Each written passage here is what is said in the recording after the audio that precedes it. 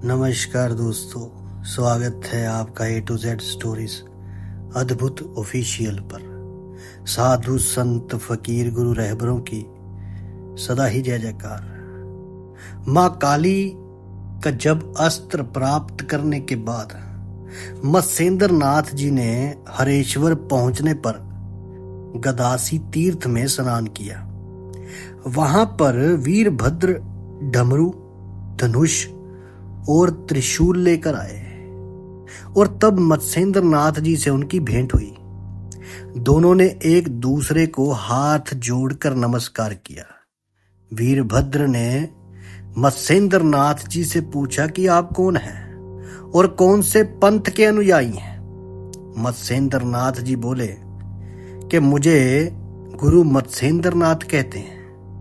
शैली, खप्पर, मुद्रा, चिमटा यही हमारे आभूषण है।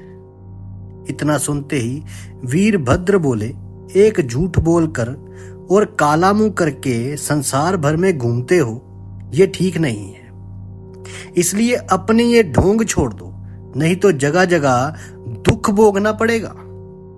वेद विरुद्ध एक अलग पंथ चलाने वाला गुरु कौन है? अब मत्स्येंद्र नाथ जी गुरु के लिए बोले गए अपशब्द सुनकर गुस्से से लाल पीले हो गए और बोले, अरे अधम, तुझे देखने के बाद मुझे फिर से स्नान करना पड़ेगा।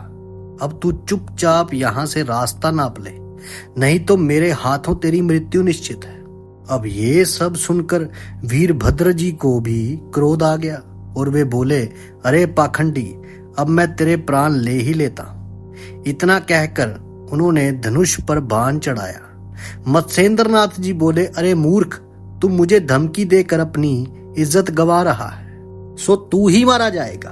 तेरे समान बहुत से दिलावर मेरे सामने आए हैं, अब तेरे सिर पर मौत सवार हो गई है, इसलिए तू यहां आया है। इतना सुनकर वीरभद्र जी ने धनुष आगे कर मत्स्येंद्र नाथ से राम का नाम जपने को कहा।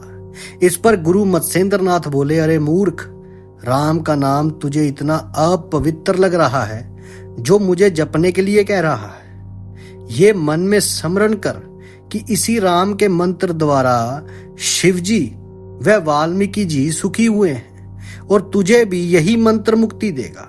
इतना कहकर गुरु मत्स्येंद्र नाथ जी ने भस्मी हाथ में ले वज्रा अस्त्र को शुद्ध करके फेंका तो वे चारों दिशाओं में घूमने लगा। तब वीरभद्र को अपना बाण तिनके के समान दिखाई देने लगा।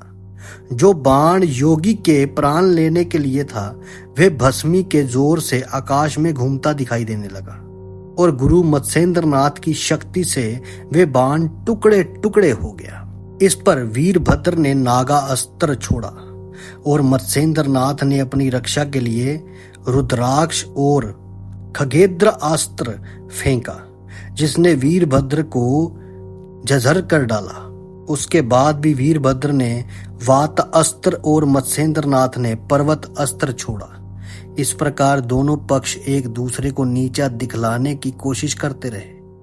अंत में ब्रह्मा, विष्णु, महेश युद्ध स्थान पर आ पधारे और मत्स्येंद्र नाथ जी की शंका का समाधान किया।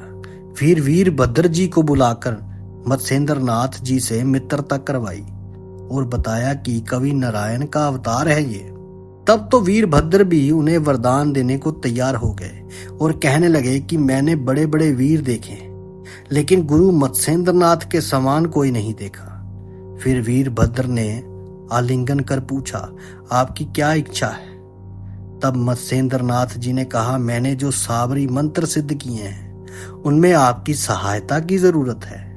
वीरभद्र ने मत्स्येंद्र नाथ जी को वरदान दिया और मत्स्येंद्र नाथ ने तीनों देवों को प्रणाम किया। श्री विष्णु भगवान ने गुरु मत्स्येंद्र नाथ को अपने पास बुलाकर कहा, जब तुम मुझे याद करोगे तभी मैं तुम्हारे संकट दूर करूंगा। ऐसा कहकर विष्णु जी ने अपना चक्रा अस्त्र मत्स्येंद्र नाथ जी को दे दिया।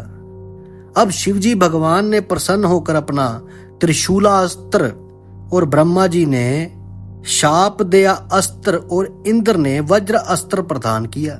बाकी सब देवों ने अपने अपने ग्रहों को प्रस्थान कर लिया। लेकिन उसी समय गुरु मत्स्येंद्र नाथ जी ने उन देवों से प्रार्थना की कि मेरी इच्छा मणिकर्णिका पर स्नान करने की है, सो आप मेरी इच्छा पूर्ण करें। सब देवों ने प्रसन्न होकर आशीर्वाद दिया और भगवान विष्णु मत्स्येंद्र नाथ जी को अपने विमान में बिठाकर बैकुंठ ले गए। बैकुंठ में उन्होंने मत्स्येंद्र नाथ जी को अपने साथ अपने ही आसन पर बैठाया।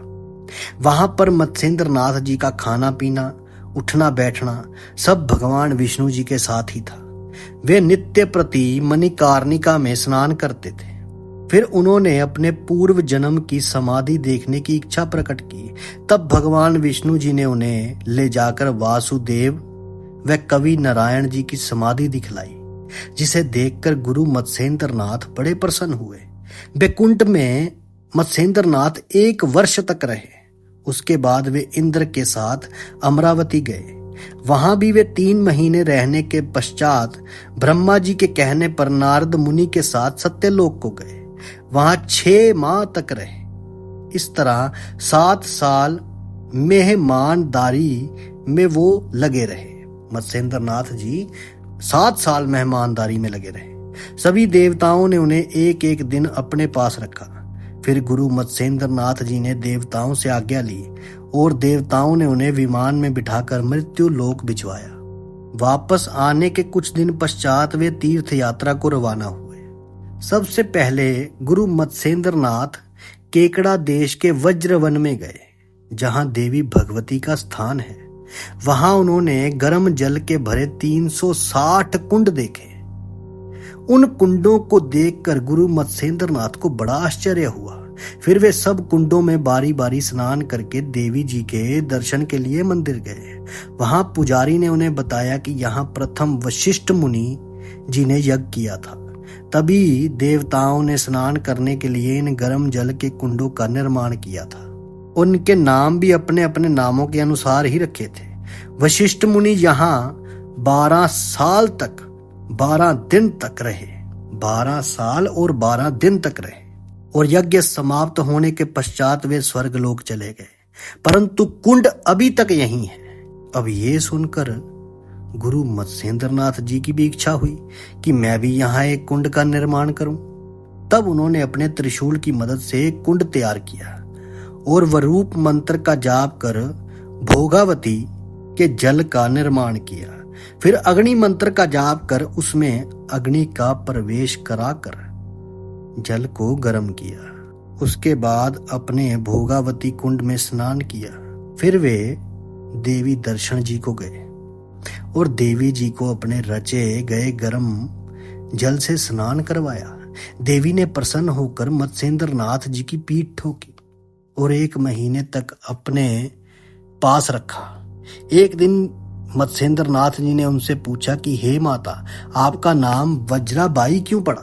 देवी जी ने उत्तर दिया, यहाँ वशिष्ठ मुनि के यज्ञ में इंद्र देवता आए थे, लेकिन यहाँ मुनियों ने इंद्र का सम्मान नहीं किया। तब उसने अपना वज्र अस्त्र छोड़ा। फिर भगवान राम ने शक्ति मंत्र का कुश फेंका, जिससे मैं प्रकट हुई और मैंने इंद्र का वज्र अस्त्र निगल लिया। मैंने यज्ञ में विघ्न नहीं पड़ने दिया। फिर इंद्र ने प्रभु राम से अपना वज्र अस्त्र पाने की प्रार्थना की। तब मैंने भगवान राम के कहने से इंद्र का वज्रास्त्र वापस किया। उसी समय ऋषि मुनियों ने मेरा नाम वज्राबाई रखा। सबके प्रस्थान करने के उपरांत प्रभु राम ने मेरी स्थापना यहाँ कर दी और प्राण प्रतिष्ठा कर भोगावती के ठंडे जल में स्नान करवाया और सदा के लिए भोगावती कुंड नाम रख दिया। अब यहाँ पर मत्स्येंद्र नाथ योगीराज 1 महीना ठहरे और फिर देवी से उन्होंने आज्ञा ली और आगे चल दिए।